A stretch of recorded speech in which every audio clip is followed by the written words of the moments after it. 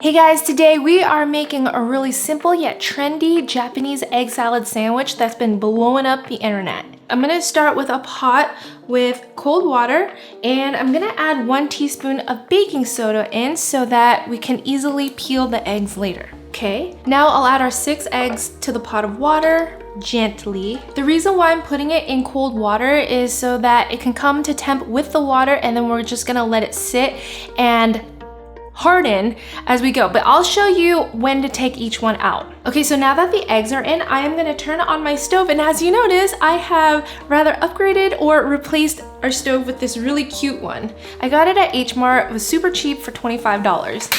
So once the water comes to a boil, we're gonna turn off the heat and then start the timer for 7 minutes for the first batch. Put a lid on top. All right, so it's been 7 minutes. Now I'm gonna scoop out 2 eggs. So for these two, the center yolks won't be fully cooked, but that's just how I want it. It'll be like nice and bright. And also, another tip is that you guys, if you want it to look nice and bright orange, use pasture-raised eggs. So for the rest of them, I'm gonna set the timer for 3 minutes. So as the eggs are cooling down in super cold water, I'm gonna wait until they're cool enough for me to handle, which is about now. And then with a spoon, I'm just gonna crack the bottom so that they'll be easier to peel later. Don't get back into the water until they're nice and cooled down. So our 3 minutes is done. Now I'll remove the rest and dunk it into cold water again. All right, our eggs have cooled down completely, and I tend to like peeling my eggs underwater. I don't know why, it just feels like you could peel them a lot more easily. Now that it's cool, I'll just kind of roll it around and crack the rest of the egg. I find that once you get through the membrane, it's easier to just peel it completely off. Peeling eggs is one of those things that it's not one of my favorite things to do in life. If there was a gadget that could help you peel eggs easily, I'm all for it. But this one came out pretty clean and it's a lot easier, like I said, to do it underwater.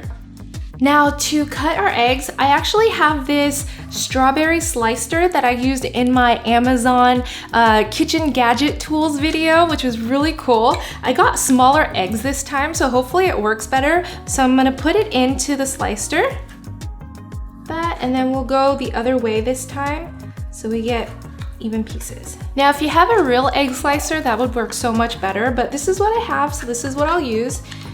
So Japanese egg sandwich usually only has egg, salt and pepper, and kewpie mayo, which is signature for a Japanese egg salad sandwich. But I'm gonna add a few other things just because I really enjoy the crunch, and I was watching Conby's video, or one that they did with Food Insider, and they have their own potato salad mix, so I thought I would take a little bit of liberty with this. If you wanna make a tried and true Japanese sandwich, just add salt and pepper and kewpie mayo. But I'm gonna add half a teaspoon of onion powder, 1 teaspoon of relish, just to give it that nice crunch, and then 1 teaspoon of rice vinegar, 3 tablespoons of kewpie mayo, some salt and pepper, and then a sprinkling of green onions just to give it some color. Now with my spatula, I'll just mix. This looks really good. Perfect. All right, so now let's assemble the sandwich. So for our softer boiled eggs, I'm just gonna cut them in half lengthwise. And look, you still have that beautiful, vibrant yolk. I probably could have taken it out a minute earlier, but that's okay. This still looks really good. Oh yeah, this one's perfect. Now let's talk about the bread. The bread is really special as well. It's a type of milk bread that you typically find at Asian markets. It's not like your Wonder Bread, white bread, where it's, you know, just like white bread. This one kind of has like a soft bounce to it. All right, but to assemble it, I'm gonna turn it, and then on one side, I'm gonna add more kewpie mayo, not too much. And then for my sandwiches, I like adding Dijon mustard, but it's totally up to you.